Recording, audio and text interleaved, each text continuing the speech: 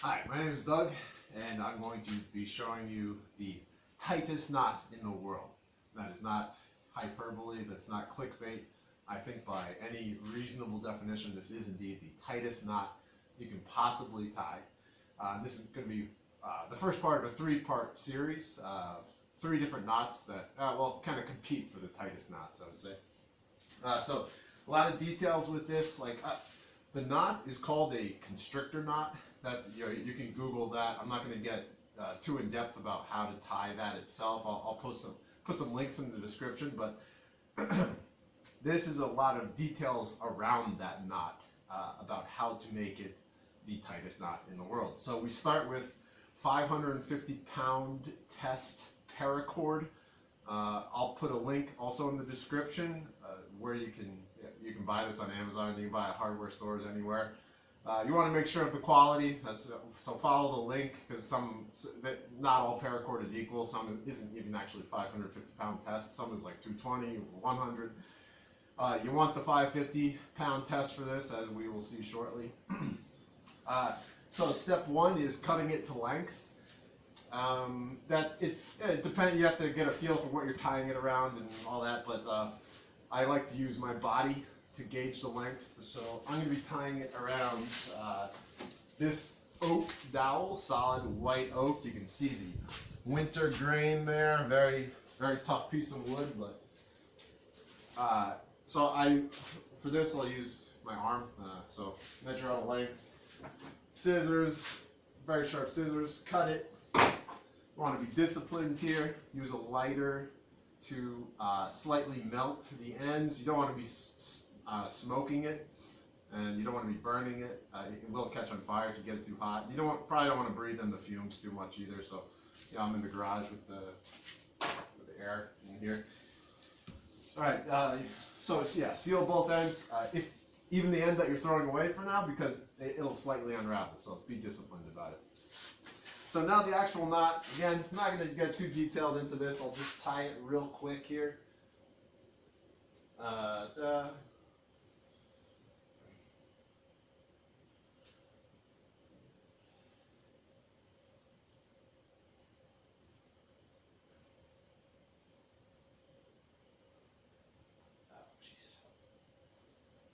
Sorry, I haven't tied this in quite a while.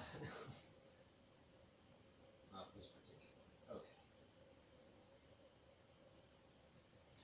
All right, so now I've got the knot loose, so this is what it should look like. Now, again, check the description. I'll post another YouTube video that'll maybe go into detail about how to tie that. But it's pretty simple. This is called a constrictor knot again. Now is where we get into the interesting parts, because anyone can do this. Follow any YouTube link, whatever. So first part, we will tie a slip knot on each bite of the knot. The bite is just a loose end. So a very simple slip knot. You can see it slips back and forth. Boom, so we tie it on one end.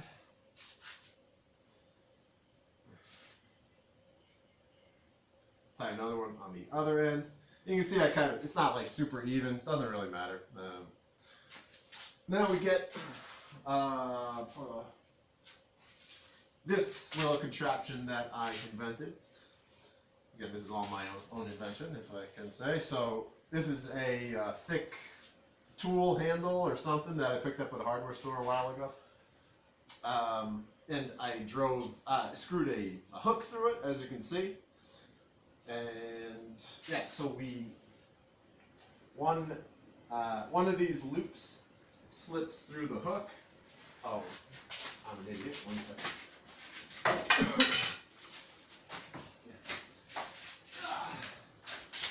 Forgot to bring my kettlebell over here. And the other end goes through a kettlebell. So a kettlebell, just tied a simple loop through it, and again, then an S hook, which I made sure to clamp down the vise so this can't come off the rope, but any kind of hook here will do.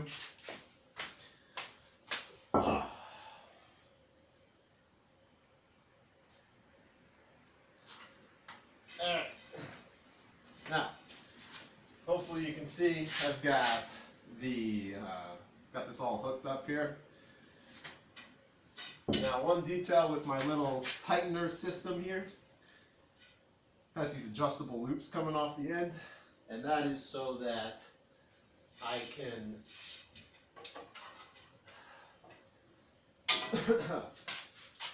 can put the whatever I'm tightening. It's not like flopping around, as you'll see what I'm about to do here. So get a good wide base, good athletic stance here. This is a 30-pound kettlebell, I think. It could even be lighter. I think you could do it with like a 20-pound kettlebell. What I'm going to do here is just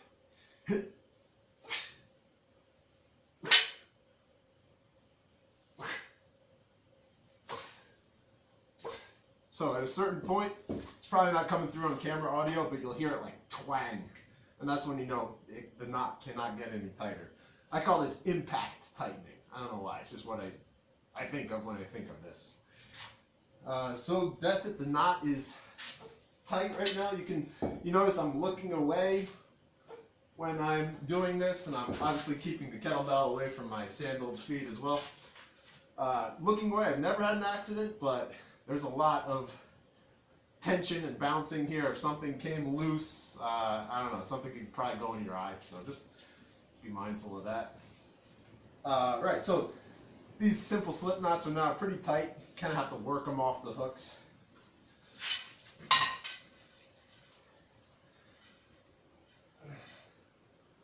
Bada bing, bada boom. Now you can see the knot has been tightened. Hopefully that's coming through good. At this point, we're not done yet though. We got to trim these off. So I'll bring it up closer to the camera here. Give them like a few millimeters away from the knot. And one last detail. Here we're going to be burning it again. We're going to be a little more aggressive with the burning this time. So we're going to try to melt it so that we end up with a little bead on the end. And here we might want to actually set it on fire and smoke it a little bit. Maybe that's coming through. Yeah, just breathe a little bit in. Get a little high from this if you want. So you can see that nice black bead there. So besides just looking nice, I think, nice little aesthetic, this also makes sure that the bite won't ever go back through the knot and loosen up. So we do it to both sides here. I'm using a Bic lighter. All in all, these are the best lighters for this job. I've used like the jet lighters and fancy lighters to try to make it go faster, but Bic is the best for this, in my opinion.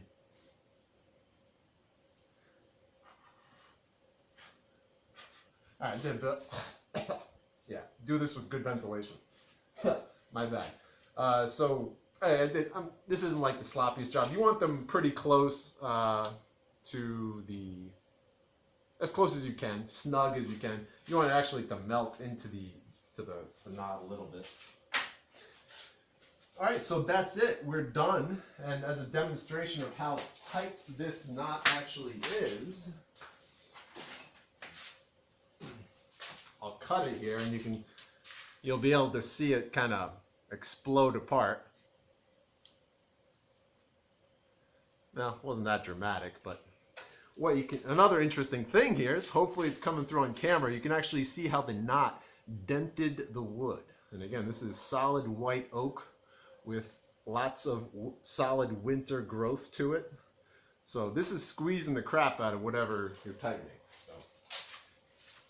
Now, you might be asking at this point, why would I ever use this knot? Well, I happen to have a lot of stuff that I've used. I invented, let's say, this tightening system over like 10 years ago. I started. So since then, I've used it all the time. This is a pool cue case that I made a few years ago, and you can see all of the knots are constrictor knots for the lashings and everything. Some of these are actually boa constrictors knot. That is the next video. but it's the same kind of concept. So yeah, nice pool cue case here. All the lashing, no metal fasteners or anything. This is all Constrictor knot lashing. This is the next generation. So same kind of deal. You can hopefully you can see this one has a cool, incorporates some dowel to further lock it down. You can see the Constrictor knot and then the boa constrictor knot here. Constrictor knot here to tie the leather. None of this is coming undone, ever. The only way to untie this knot is to cut it. Alexander the Great style, if you know that story. This is a broom I made, boa constrictor knot. Again, this is the doubled up version of what I just showed you. I've used constrictor knots to fix a lot of tools. This rake head broke off, and you can see I incorporated a nail to further lock things down. That's this is a bow I made a while ago. Constrictor knot. This is actually when I first started inventing this system. So these knots are actually pretty loose. I hadn't gotten the whole impact tightening system down yet. But nonetheless, these are still pretty tight. I tighten these by hand. I think it was the first time I used the constrictor knot. So, what else? This is probably the most advanced use of constrictor knots I've done so far. I'm making a bed railing for my son's bunk bed. I don't even want to get into explaining this. This is that's another video, but you can see how complicated that is. And this is this isn't moving. This is just with constrictor knots. Impact tighten. Yeah, sorry. This is a Grim Reaper Halloween thing I made a while back. Again, impact tighten, baby. Yeah, so I think that's it. It's a pretty cool knot, right? I will come back with another video about the boa constrictor version of that, which I just showed a few examples of. And that's it. I hope you enjoyed the video. I hope you can use that knot for something. For me, it's been super useful throughout the years. I've also fixed axe handles with it when the axe handle splits. I've used it to bundle cables together. Like, you don't even have to do the impact tighten portion of it, obviously. You can just use your hands if it's not critical to get it as tight as possible. That's it. Thank you for watching, and check back for the other video. See ya.